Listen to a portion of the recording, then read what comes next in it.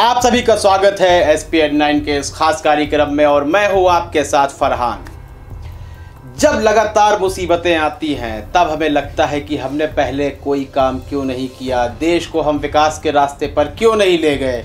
मुसीबतों का आना और जाना लगा रहता है। चाहे हम कोरोना की बात करें, सारा विश्व इससे प्रभावित है, आर्थिक रूप से भी प्रभावित है, लेकिन भूख से मरने वालों की संख्या वहीं ज़्यादा दिखाई देगी जिसकी विकास दर कम थी, बैंकों में NPA बढ़ता जा रहा था, बेरोजगारी थी और सरकार कंगाल पड़ी हुई थी।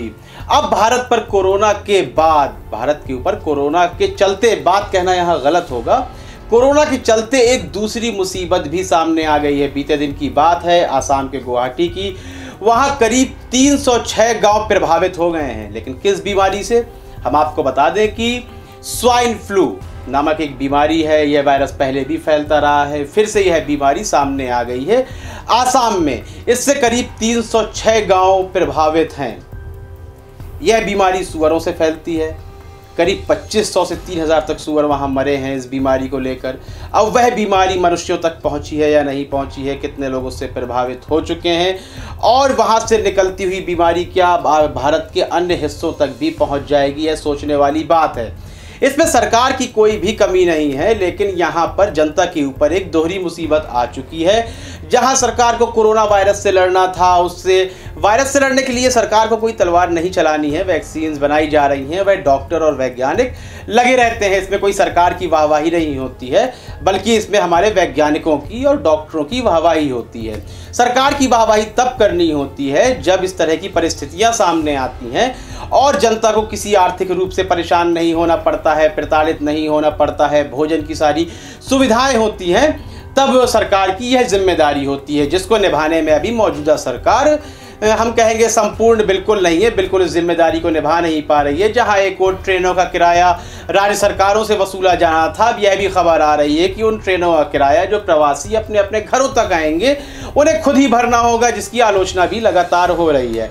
लेकिन हम यहाँ बात कर रहे हैं स्वाइन फ्लू की। कोरोना से वैसे भी सारी दुनिया प्रभावित है और हिंदुस्तान पे एक दूसरी मुसीबत भी आ गिरी है।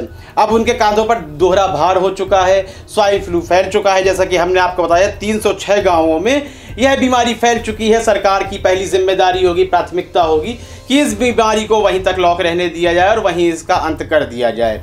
काफ़ी तमाम एक बजट की ज़रूरत भी पड़ेगी, आवश्यकता होगी, सरकार के पास शायद वह नहीं है। हम ऐसा इसलिए कह रहे हैं कि अभी हमने देखा NPA बैंकों का बढ़ता जा रहा है और गरीब लोग, सरकार उनको एक रेलगाड़ी की सुविधा भी फ्री मुहैया नहीं करवा सकती है ऐसे वक्त पर। तो आप खुद सोचें कितना पैसा सरकार बांट रही है, 500 या 1000 रुपए जेब में आ रहे हैं। तो आवश्यकता की जो वस्तुएं हैं, जैसा कि हमने अपने और कार्यक्रम में भी कहा था, सिगरेट, बीड़ी, गुटखा, तंबाकू, अब तो शराब की भी दुकानें खुल गई हैं। इनके रेट में, इनके प्राइस जो थे, रेट थे, इनमें वृद्धि है मूल्यों में। तो यहाँ सरकार अपनी प्राथमिकता दिखाए और स्वाइन फ्लू से भी लड़ना है, कोरोना से भी लड़ना है। सारा देश साथ है। ताली और थालियां भी बजाई थी, शंख भी बजाए गए थे, मोमबत्तियां भी जलाई गई थी, सड़कों में गरबा भी होने लगा था जब सोशल डिस्टेंसिंग के लिए हमें जागरूक और सचेत किया जा रहा था। तो यह स्वाइन फ्लू जैसी बीमारी है, क्या अब इससे भारत निपट पाएगा?